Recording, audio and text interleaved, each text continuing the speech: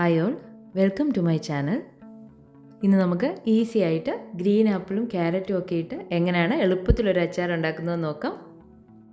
ഇതിൽ ഞാൻ പച്ചമുളകും മഞ്ഞൾപ്പൊടിയുമാണ് ചേർത്തേക്കുന്നത്. മാങ്ങ ഒന്നും ഈസിലി അവൈലബിൾ ആയിട്ട് ഇല്ലാത്ത സ്ഥലത്ത് താമസിക്കുന്നവർക്ക് മാങ്ങാച്ചാറൊക്കെ തിന്നാൻ തോന്നുമ്പം പറ്റുന്ന ഒരു ഓൾട്ടർനേറ്റീവ് ഓപ്ഷനാണിത്.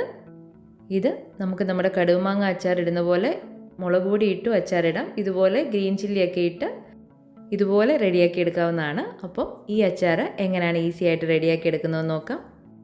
ഇതിനായിട്ട് ഞാൻ ഒരു 3 ഗ്രീൻ ആപ്പിൾ, 2 ക്യാരറ്റ് ഇതുപോലെ അരിഞ്ഞ് ഒന്ന് ഉപ്പൊക്കെ പുരട്ടി വെച്ചിട്ടുണ്ട്. ക്യാരറ്റിന് കുറച്ച് ഉപ്പ് കുറവായെന്ന് തോന്നിയുകൊണ്ട് ഞാൻ കുറച്ചുകൂടി ഉപ്പ് ഇട്ട് കൊടുത്തിട്ടുണ്ട്. നിങ്ങളുടെ ആവശ്യത്തിന് നിങ്ങൾക്ക് ഉപ്പ് ഇട്ട് കൊടുക്കാം. ഞാൻ 3 ടേബിൾ സ്പൂണോളം ഇഞ്ചി ചെറുതായിട്ട് അരിഞ്ഞതും, ഒരു 8-10 വെളുത്തുള്ളി ചെറുതായിട്ട് അരിഞ്ഞതും, 7 പച്ചമുളകും എടുത്തിട്ടുണ്ട്. പച്ചമുളക് നിങ്ങളുടെ എരിവിനനുസരിച്ച് നിങ്ങൾക്ക് എടുക്കാവുന്നതാണ്. ഞാൻ 1 ടീസ്പൂൺ ഉലുവയും 1 ടീസ്പൂൺ കടുവും കൂടെ വെറുതെ പാനിലൊന്ന് ചൂടാക്കിയിട്ട് ഒന്ന് ക്രഷ് ചെയ്തെടുത്തിട്ടുണ്ട്. ഇനി പാൻ ഒന്ന് ചൂടാകുമ്പോൾ അതിലേക്ക് ഒരു 3-4 ടേബിൾ സ്പൂണോളം ഓയിൽ ഒഴിച്ചു കൊടുക്കാം.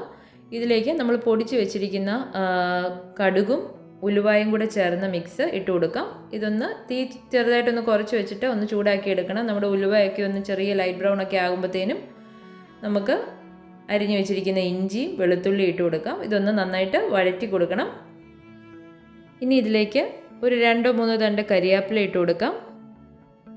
അതോടെ ചേർത്ത് ഇതെല്ലാം കൂടെ നന്നായിട്ടൊന്ന് മിക്സ് ചെയ്തെടുക്കാം.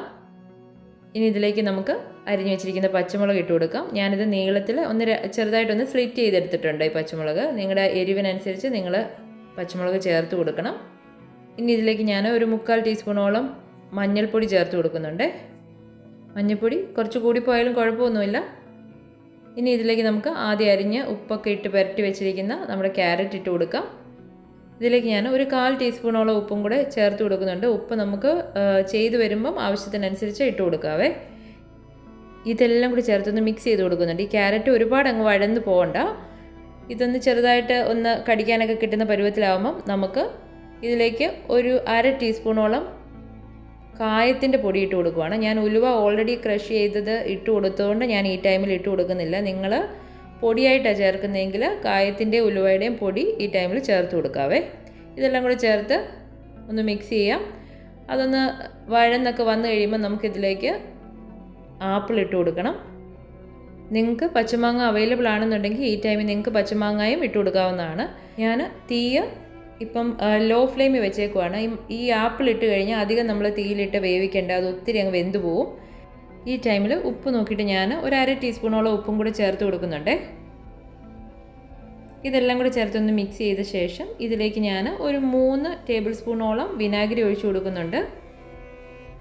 നിങ്ങൾക്ക് ചാറോട് കൂടിയ ഒരു അച്ചാറാണ് വേണ്ടിയെന്നുണ്ടെങ്കിൽ ചെറിയ തിളപ്പിച്ചാറിയ ചൂടുവെള്ളവും കൂടെ ഒഴിച്ചു കൊടുക്കാവുന്നതാണ്.